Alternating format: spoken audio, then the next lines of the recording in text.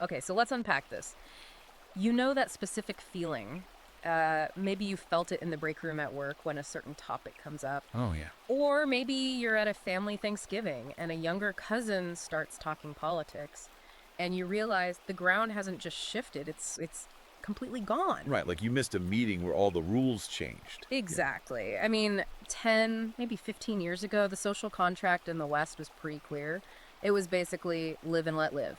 Tolerance. That was the gold standard. Yeah, you do your thing, I do mine. We treat each other with basic dignity and we go home to our families. But today, it feels completely different. It really does. It feels like tolerance isn't just insufficient anymore, it's actually treated as an insult. The demand isn't leave me alone. The demand is much louder. It's aggressive. Very aggressive. And frankly, for a lot of guys listening to this deep dive right now, it feels targeted. It feels like you are being penalized not for what you do, but for what you refuse to say. And that distinction right there between what you do and what you're practically forced to say, that is exactly why we are looking at this specific source today. Yeah. It's an ebook called Celebrate, or Else. Why Woke Anarcho-Tyranny Communists Forced Degeneracy, First Tolerance, then Acceptance, Celebration, and Participation. I made quite the title right now. He definitely is not pulling any punches here. No, he's really not. The author is Conrad Riker, and he's arguing that we have totally moved past the era of tolerance and into an era of forced participation. He calls it a one-way toll booth, which we'll get into because it's a fascinating concept. We absolutely will. And before we get into the actual gears of this, because we have a ton of ground to cover today. There's so much ground. Yeah, from the Frankfurt School to corporate capture and even the legal warfare against fathers. But I want to frame this for you, the listener, right up front. If you are a man who feels like the walls are closing in. Like you're suddenly the bad guy. Right. The bad guy simply for existing, working hard, and holding the exact same traditional values your grandfather held.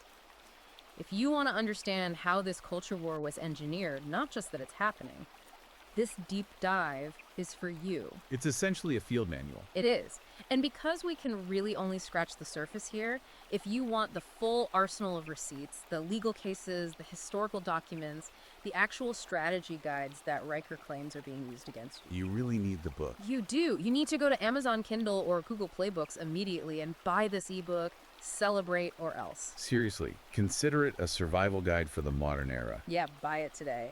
And do not forget to hit that like and subscribe button on our show right now so you don't miss any of our deep dives. And you can also find the author's ongoing work and analysis on Substack. His handle is @ConradNRiker. @ConradNRiker on Substack. Definitely go follow him. Okay, so let's dive right into the central thesis here. Riker outlines a specific timeline. He says this didn't just happen overnight. Right, it was a very deliberate progression. He breaks it down into 4 distinct stages. So first you have tolerance. Which was the 90s, early 2000s. Exactly, the whole please just let us exist phase. But then it shifted to acceptance. Right, the you must agree that what we are doing is good phase. Yes. And then came celebration. You must publicly cheer for us. Yeah, and finally, where Riker argues we are right now. Forced participation. Forced participation. You must take part in the ritual or you lose your livelihood. And that last part, the losing your livelihood part, that is not hypothetical at all. Riker opens with this case study that is, honestly, it's genuinely disturbing. Because it could literally happen to anyone listening to this. Exactly. It's the story of John Lee. Tell us about John Lee. So this was back in 2022. John Lee was a principal engineer at Cisco. Okay, so a serious professional, Fortune 500 company. Right. A guy with a family, a mortgage, a really long and successful career. And usually, you know, when you hear about someone getting fired in this current corporate climate, you kind of assume they did something pretty egregious. Yeah, like they harassed a coworker or used a slur. Right, created a hostile work environment, something like that. But that's what makes this case the perfect example of Riker's participation phase. Lee didn't harass anyone. He didn't attack anybody. He was fired for what they called exclusionary behavior. Exclusionary behavior. Which honestly just sounds like HR speak for we don't like your vibe. Well, it's actually more specific and honestly more dangerous than that. Lee wrote a post on his personal blog. Personal blog, not on company servers. No, not on company time. And he wasn't referencing any specific employee at his company. He was just criticizing mandatory pride mandates and the ideology behind them in a general sense. Wow. But Cisco's stance was effectively that silence or even private dissent expressed totally outside of work, creates an unsafe environment. So the boundary between, employee John and private citizen John, Vaporized. It is totally gone. that is wild. Riker calls this the one-way toll booth. In the past, tolerance was a two-way street. I tolerate you, you tolerate me. Right. But now, it's a toll booth. To enter the marketplace, to hold a job, to just participate in society, you have to pay the toll. And the toll is vocal compliance. Exactly. If you don't pay the toll, you don't work. He also brings up another really well-known case, the baker in upstate New York, Charlie Balello. Right. Now, I remember the headlines about this, but Riker points out a legal nuance here that I totally missed at the time. Most people missed it, honestly, because the media kind of buried it. So Balello was fined $135,000. Huge fine. Massive. And the narrative was Baker refuses to serve transgender person. Right. That's what we all heard. But Riker points out that's actually false. Balello was perfectly happy to sell the customer cookies, brownies, a standard cake, whatever. So he was willing to serve the person. Yes. What he refused to do was create a custom cake with a very specific message that said, "Congratulations on becoming a woman." Ah, okay, so that's the distinction between service and speech. Yeah, that's right. He's saying, I will serve you a product, but I will not write your ideological message. Right. But the court ruled that distinction does not matter. Refusing to actively celebrate the transition was ruled as discrimination. So Riker argues this sets a terrifying legal precedent. Compelled speech. It's no longer enough to just not hate somebody. You must actively affirm them. Silence or neutrality is no longer an option. Which leads us perfectly to the how of all of this, because Riker is adamant in the book, and this is the part that usually gets you labeled a conspiracy theorist. Oh, for sure. But he says this didn't just happen by accident. We didn't just casually drift into this culture where up is down. He calls it engineered. Right. And this is where we have to get a little technical. But it's so important because it explains literally everything you see on the news today. If you want to understand why your corporate HR department sounds exactly like a radical sociology professor, You have to understand the Frankfurt School. the Frankfurt School. Now, this is a term that gets thrown around a lot in conservative circles, but let's break it down based on the source. What actually is it? So, early 20th century, you had these Marxist theorists looking at the West, and they were really confused. Because the revolution wasn't happening. Exactly. Marx predicted the workers would rise up in violent revolution and overthrow the rich. But in the West, the workers were forming unions, buying cars, buying houses. They were relatively happy, Right. The violent economic revolution failed in the West. so they needed a new plan. They did. Enter Antonio Gramsci. He came up with the concept of the war of position. War of position. Right. He argued that you can't win a shooting war against Western civilization because the foundational culture is just too strong. So you have to capture the institutions that create the culture instead. The schools. The universities, the media, the courts, and eventually the corporate HR departments. The long march through the institutions. Precisely. It's a century-long operation. But the real heavy hitter that Riker highlights, and this is a critical piece of the puzzle, is a guy named Herbert Marcuse. Okay, tell me about Marcuse. In 1965, he wrote this incredibly influential essay called Repressive Tolerance. Repressive tolerance. I mean, that sounds like an oxymoron. It's meant to be.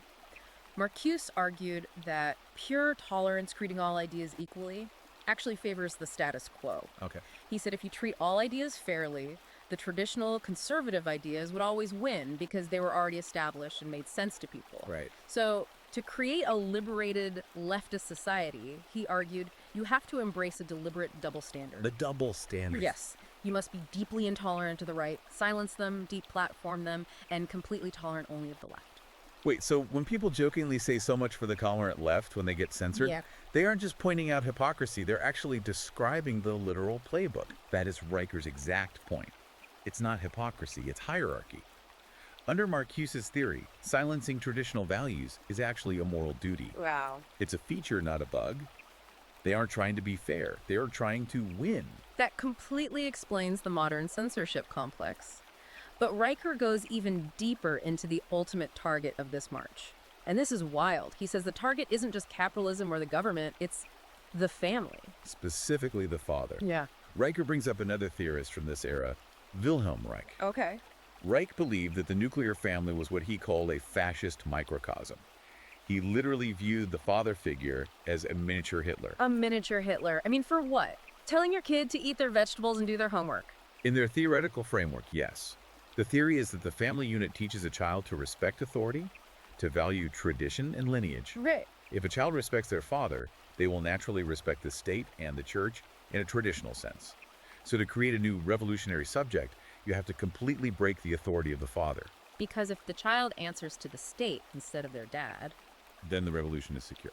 that makes the current quote-unquote war on masculinity make a whole lot more sense. Really does. It's not just about stopping toxic behavior. Riker is arguing it's about removing a structural, biological barrier to state power. And Riker outlines how this has led to a systematic pathologizing of manhood. Just look at the American Psychological Association, the APA. What did they do? In 2019, they released these new official guidelines that labeled traditional masculinity ideology as inherently harmful. Harmful. Yeah, they explicitly linked typical male traits like stoicism, competitiveness, and dominance to poor mental health. But wait, stoicism and competitiveness, aren't those the exact traits that built literally everything around us? That's Riker's counter-argument. Skyscrapers, bridges, the power grid, winning world wars. Exactly. Riker says these are the precise traits that build and protect civilization. But the APA guidelines treat them like a mental illness. And obviously this trickles straight down into the education system. Riker actually calls modern schools re-education camps. He cites a really crazy example from Oregon, right? Yeah, a school district in Oregon that was giving fifth grade boys journals and making them write essays about their harmful male traits. Fifth graders. These kids are what, 10, 11 years old? Just plain tag. Yeah, they're just little boys. But they're being told their nature is toxic. And this creates what Riker identifies as the double bind. It's a psychological trap set for young men. How does that work? Well, if a boy acts like a normal boy, roughhousing, competing, being stoic, he's labeled toxic and he gets punished. Right. But if he conforms and he shows weakness or vulnerability, he's still often mocked by society or seen as pathetic. There is literally no correct way to be a male in this new system. And the societal results of this are just catastrophic. The stats that Riker brings up are brutal. He cites the Journal of Child Psychology, noting that boys raised without fathers in the home are 3 times more likely to be diagnosed with gender dysphoria. Wait. Yeah. When you remove the strong male role model, Riker argues you don't get liberated children. You get confused, vulnerable children. And then, as if that wasn't enough, you have the corporate layer stacked on top of this, what Riker calls the male apology tour. Oh man, you've probably sat through these corporate meetings. We all have. Yeah. The ritual acknowledgement of your inherent privilege. Right. And Riker has a very sharp rebuttal to this in the book. He asks, privilege. Are you talking about the privilege of dying in foreign wars? The privilege of making up 94% of all workplace fatalities? 94%. Yeah. He argues that the whole concept of privilege is just a rhetorical cudgel used to demoralize the exact demographic of men who literally keep the lights on and the water running. Speaking of keeping the lights on, let's shift gears and talk about what happens when these Marxist theories actually achieve institutional capture. Because it's not just abstract philosophy anymore. No, it has massive real-world consequences. Riker uses the recent collapse of Silicon Valley Bank as a prime example. SVB. This is the ultimate get woke, go broke principle in action. Riker makes a compelling case that SVB didn't fail because of some complex math error. No. They failed because of a massive priority error. The leadership became totally obsessed with ESG, environmental, social, and governance scores, and DEI metrics. Diversity, equity, and inclusion. He actually calls modern HR departments the commissars of the new regime. It's a very Soviet comparison, but it really fits the dynamic. Explain that. Well, in the USSR, the commissar was a political officer who was embedded in the military, and they had absolute veto power over the actual military commander. Just to ensure ideological purity. Right. And today, Riker argues the HR director has that same veto power over the CEO or the chief engineer. They don't serve the company's profit margin or product quality, they serve the ideology. And with SVB, they literally didn't have a chief risk officer for months leading up to the crash. Nope. But you can bet they had a fully staffed DEI department planning pride events. Unbelievable. But it's not just the banking sector. Riker points to the military, which honestly is arguably the most concerning chapter of the entire book. It really is. Think about the shift. We went from don't ask, don't tell in the 90s. Which was basically a pragmatic compromise about privacy. Right. To the 2023 Pentagon, actively funding gender transitions for service members and hosting drag shows on naval bases. It's a total inversion of purpose. Riker contrasts the old military focus, which was strictly on lethality and merit, with the new mandatory slogan, diversity is our strength. And his argument against that is pretty blunt. Extremely blunt. He says bullets do not care about diversity, bullets only care about competence. And when a nation prioritizes social ideology over combat lethality, that nation loses wars. Period. So we have the education system, the banks, the military, and enforcing all of this compliance across the board is what Riker calls the digital panopticon. This brings us right back to that toll booth metaphor. Yeah. In China, they have an explicit government-run social credit system. If you jaywalk or criticize the ruling party, the government literally stops you from buying a train ticket. But Riker argues the West is doing the same thing, just privatized. Exactly. We don't need the government to track us because LinkedIn algorithms, Google, and pre-Elon Twitter do it for them. There is a line in the book that really stuck with me. We're not being oppressed by tanks. We're being nudged into submission by autocomplete. It's so insidious. Think about it.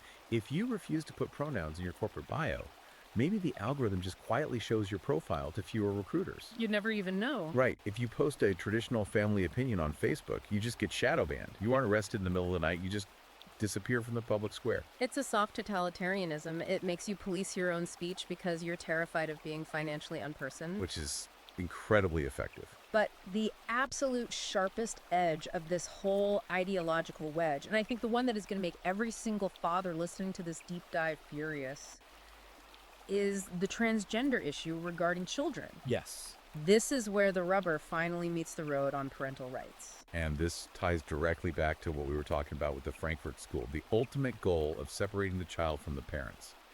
Riker spends a lot of time discussing California law AB 1955. Break that down for us. This is a law that actively prevents schools from telling parents if their own child changes their gender identity or their name at school. Just pause and think about that. The school bureaucracy knows a massive, life-altering medical and psychological fact about your 6-year-old child. And they are legally prohibited from looping you in. The implication is terrifyingly clear. The state owns the child. You, the parent, are just a temporary guardian until the state decides it knows better. And then Riker gets into the medicalization aspect of this. Right, the pushing of puberty blockers, which Riker plainly refers to as chemical castration. And he brings up international precedents too, like the Child Autonomy Directive in the EU. There is that specific story from Sweden he highlighted that blew my mind. Yes, and this is a crucial example because Sweden is always held up by the media as this progressive utopia. Right. A Swedish father was formally investigated by state social services. And do you know what his crime was? Failed them. He told his 6-year-old son that boys do not have periods. A basic biological fact. A literal biological fact. Yeah. But in the eyes of the Swedish state apparatus, refusing to affirm the new gender ideology was viewed as a danger to the child's mental health. The demand is deny objective reality or we will take your children away. That is the ultimatum. Which brings us to a really fascinating real-world comparison that Riker makes towards the end of the book. He contrasts two totally different futures for Western civilization by looking at Sweden and Hungary. Yeah, he's traveled extensively to both countries. And the contrast he paints is just stark. It's night and day. In Sweden, he describes a society that has gone all in on the ideology. Gender-neutral parenting is the absolute norm.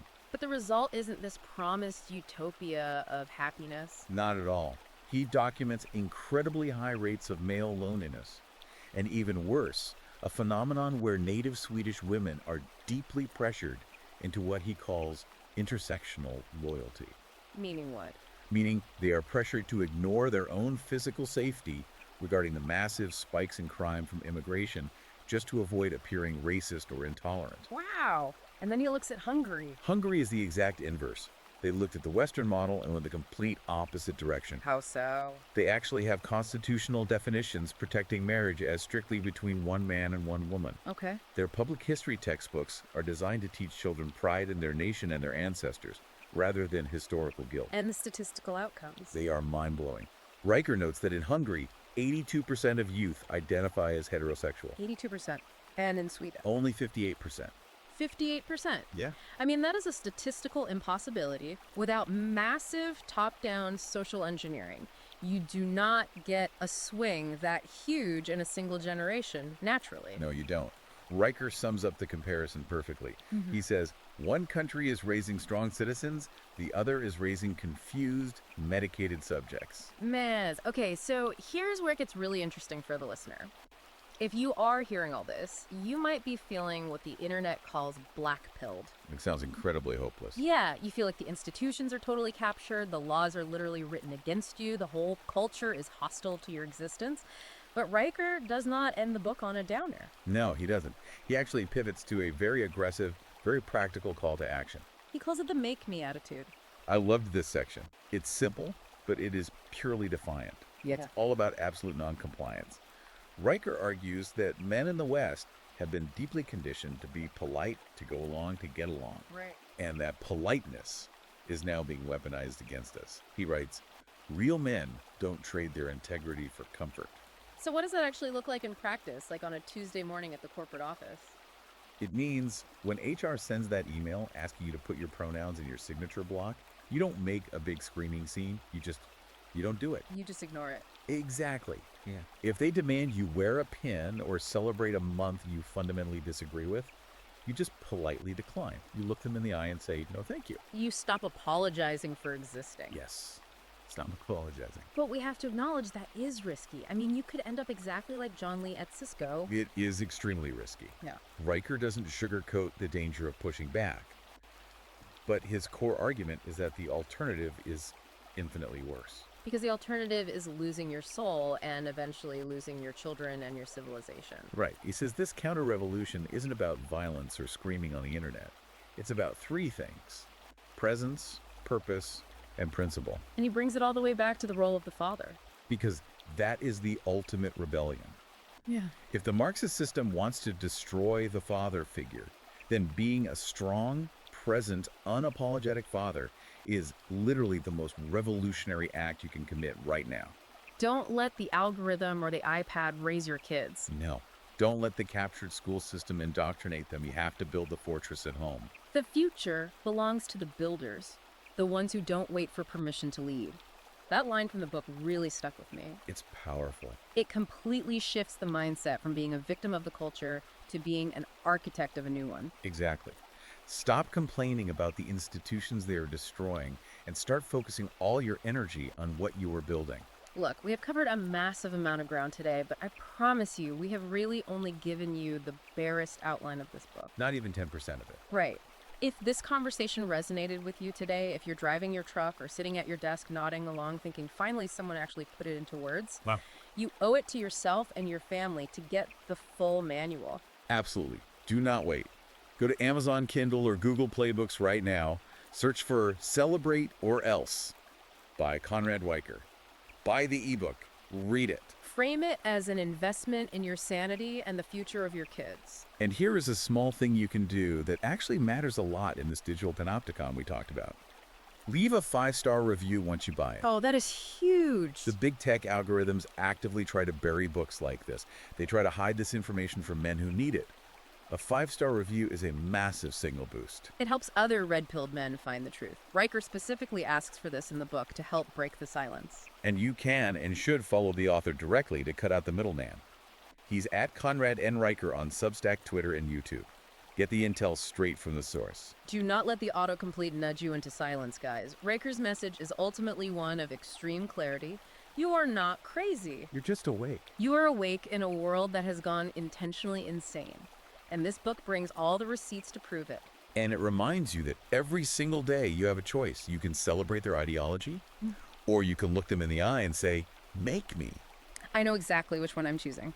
Thank you for listening to this deep dive, everyone. Make sure you hit that like and subscribe button right now so you never miss our next analysis. Before we go, I'll just leave you with this final thought to mull over. If the traditional family really is the ultimate target of all these ideological shifts, what happens to a society when the state finally succeeds in becoming the sole parent? It's something you really need to prepare for. A chilling thought, but exactly why we need builders right now. We'll see you all next time. Stay strong.